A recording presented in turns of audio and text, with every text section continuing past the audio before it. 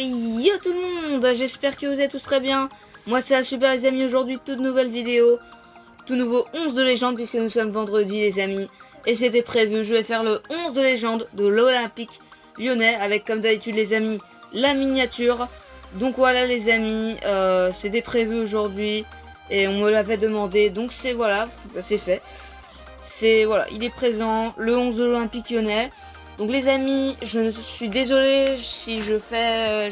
honnêtement, je m'y connais beaucoup au foot. Mais je veux dire, Lyon, c'est pas une équipe non plus où je m'y connais énormément. Donc désolé s'il y a beaucoup de choses qui sont peut-être pas... Vous y êtes peut-être pas d'accord. Mais bon, voilà, je pense que le 11 que j'ai fait n'est pas mal non plus. Après les amis, c'est mon avis. Hein, je pense que je suis pas fan de Lyon. Je pense que j'aurais plus besoin de Lyonnais pour m'en faire, mais voilà, c'est mon 11 et je l'ai fait. Donc voilà les amis, on va pas perdre de temps et ce que je vous propose c'est qu'on commence. Et les amis, pour commencer avec le gardien, j'ai décidé de mettre Grégory Coupet. C'est vrai que j'aurais pu mettre Hugo Lloris qui a joué à Lyon entre 2008 et 2012, mais j'ai préféré mettre Grégory Coupet parce qu'il a joué plus longtemps. Il a fait partie de bien sûr de la grande époque de Lyon entre 2002 et 2008, hein, les 7 titres consécutifs des Lyonnais, hein, je pense qu'on s'en souviendra. Ça a marqué l'histoire de la Ligue 1, ça a marqué l'histoire de la France. Et il faisait partie justement de cette grande génération. C'était le gardien. Et voilà. Grégory Coupet marquait l'histoire du club. Et je pense qu'il mérite d'être dans ce monde. Allez, on passe les amis aux défenseurs. Et surtout au latéral droit. Et les amis, pour le latéral droit, j'ai décidé de mettre Anthony Réveillère. Parce que, voilà, il a un peu marqué l'histoire de Lyon. Il faisait surtout partie des derniers. Il arrivait plus tard que la génération de Lyon. Mais il faisait quand même partie d'une belle génération. Lyon avait vraiment une belle équipe à l'époque. Et Anthony Réveillère faisait partie de cette belle équipe. S'il jouait plus vers Lyon entre fin 2000 et début 2010. Donc voilà, c'est quand même un grand latéral droit. Je pense que c'est le meilleur qui est passé par Lyon. Il y en a eu beaucoup. Hein. Je pense que c'est le meilleur. Voilà. Après, c'est mon avis. Hein. Encore une fois, les amis, je ne suis pas un expert du côté lyonnais. Donc c'est pour moi assez dur de faire un 11 de légende de Lyon. Mais je pense que le plus dur, ça va être celui du FC Nantes. Parce que j'avoue que je m'y connais pas non plus énormément. Mais voilà, c'est pas facile de faire un 11 de légende. Et je pense que Réveillère est assez bon pour être dans ce monde. Donc voilà les amis, ce que je vous propose c'est qu'on passe au latéral gauche. Et les amis, pour le latéral gauche, j'ai décidé de mettre Eric Abidal. Voilà, Eric Abidal qui a fait un court passe, enfin un court, en tout cas il a resté 3-4 ans je crois, 2-3-4 ans, je sais plus exactement, du côté des Lyonnais. Mais Eric Abidal reste quand même une légende du football, c'est probablement un des meilleur latéral gauche français, en tout cas de l'histoire de la France, qui est en tout cas qui a joué à Lyon, qui a un peu joué à Lyon, qui était là un peu pendant aussi la grande génération. Et comme c'est un très grand latéral gauche, j'ai décidé de le mettre. Je pense qu'Eric Abidal mérite d'y être. Il a joué à Lyon et voilà. Je suis pas, honnêtement les amis, j'ai pas grand chose à dire. Je pense qu'il mérite parce que voilà, ça reste quand même une légende française et donc j'avais pas grand chose à dire mais sur Eric Abidal. Et les amis, ce que je vous propose c'est pas qu'on perde trop de temps et qu'on passe aux défenseurs centraux.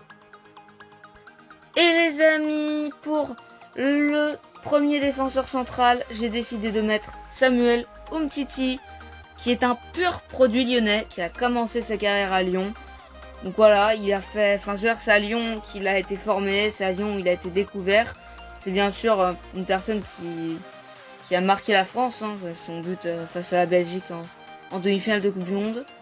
Ça va devenir un joueur assez populaire plus tard, français en tout cas, parce qu'il a fait partie justement des 23 bleus titulaires lors de la Coupe du Monde 2018.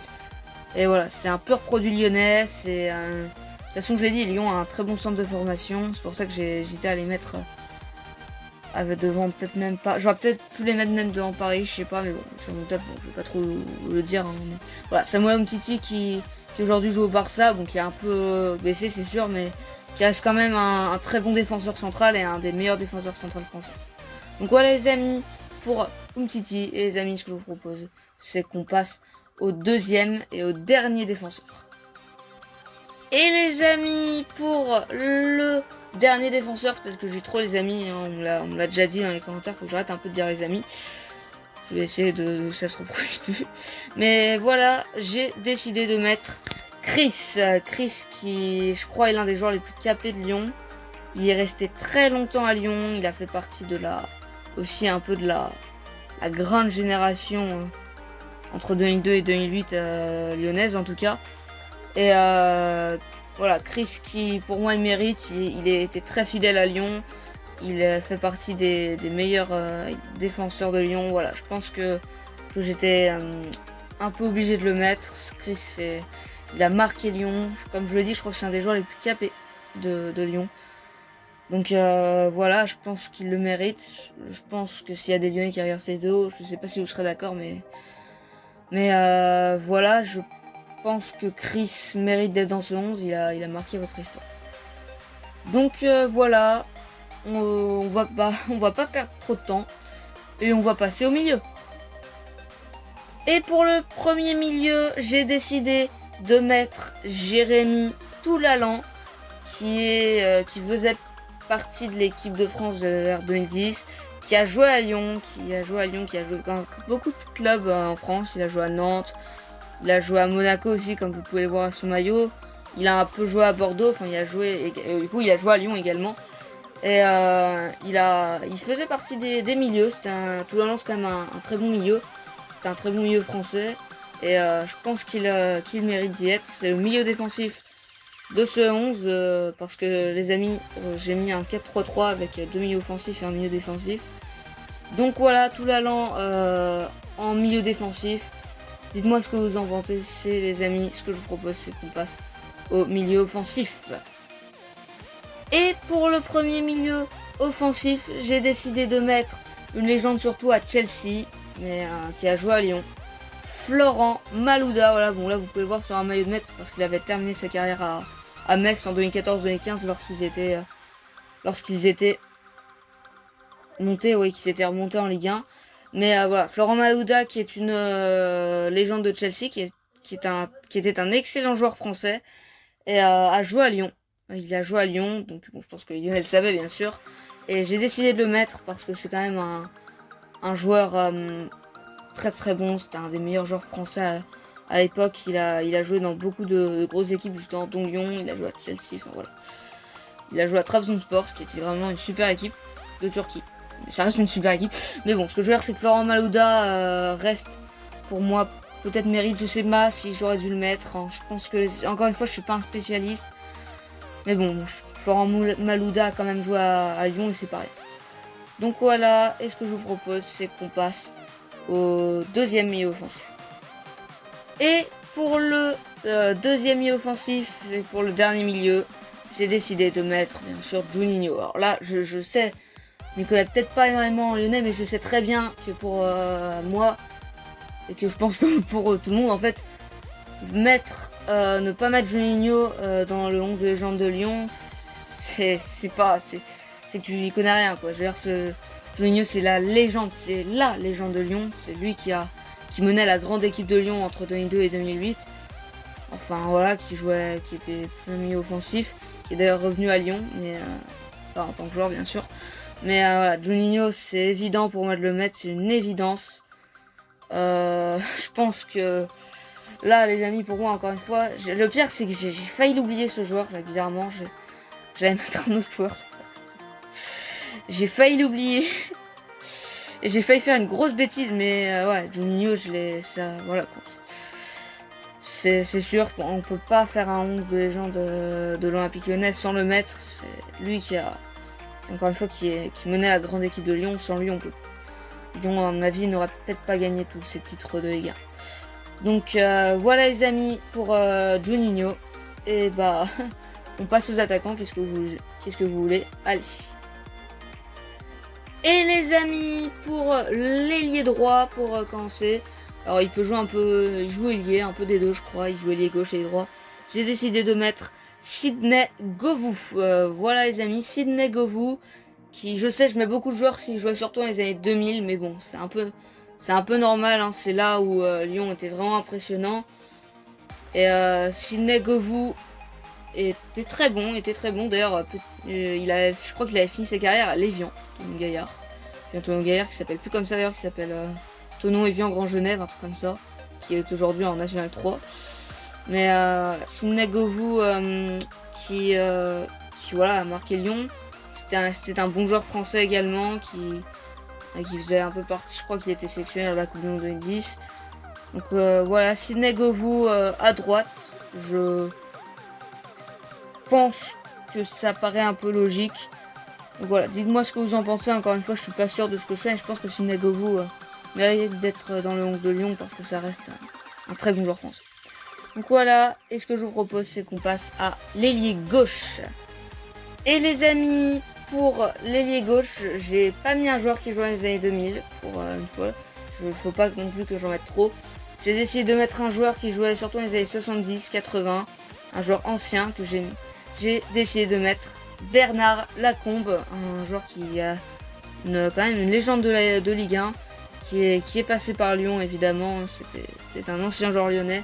Donc j'ai essayé de le mettre, alors je l'ai mis ailier gauche, parce que je crois qu'il joue attaquant et il jouait à peu près les ailiers, je suis pas sûr. Et voilà, encore une fois, désolé si je fais des bêtises, hein, mais bon. Je pense que Bernard Lacombe par contre lui mérite d'être dans ce 11. C'était un très bon joueur de sa période, quoi, un très gros joueur français. Et qui est passé par Lyon, je pense que les Lyonnais ont eu de la chance qu'il soit passé chez eux. Donc voilà, Bernard Lacombe ailier gauche. Et les amis, on va bien finir. Et les amis, pour le dernier attaquant, j'ai décidé de mettre Alexandre Lacazette. J'aurais peut-être pu mettre Benzema, c'est vrai.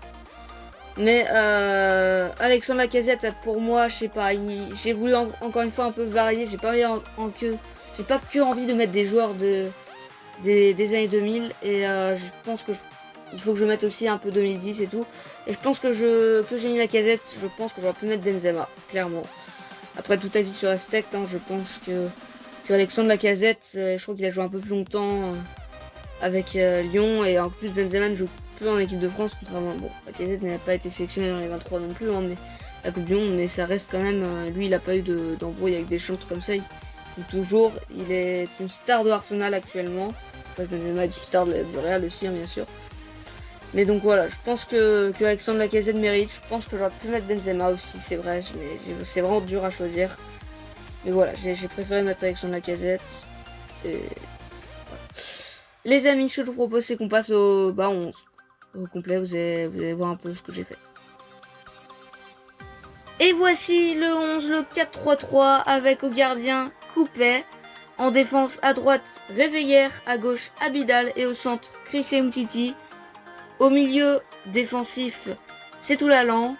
Au milieu offensif, j'ai mis bien sûr Juninho et Malouda. En attaque, Govou à droite, Lacombe à gauche et Lacazette dans l'axe. Donc voilà les amis, c'était le 11 de légende de Lyon. Dites-moi ce que vous en pensez, mettez-moi le vôtre en commentaire. Et je pense que c'est pas si mal, mais bon, je suis pas un expert en termes de lyonnais. Et je sais pas si c'est beau ce 11. Dites-le moi encore une fois en commentaire. Dites-moi ce que vous en pensez. Et voilà, j'ai fait de mon mieux. J'espère que ça vous aura plu. Et les amis, comme d'habitude, si ça vous aura plu, bah, vous a plu, tout simplement liker. Si mon contenu vous plaît et que ça n'est pas déjà fait, n'hésitez pas les amis à vous abonner. Et on se retrouve dimanche pour un nouvel épisode des infos transferts. A plus!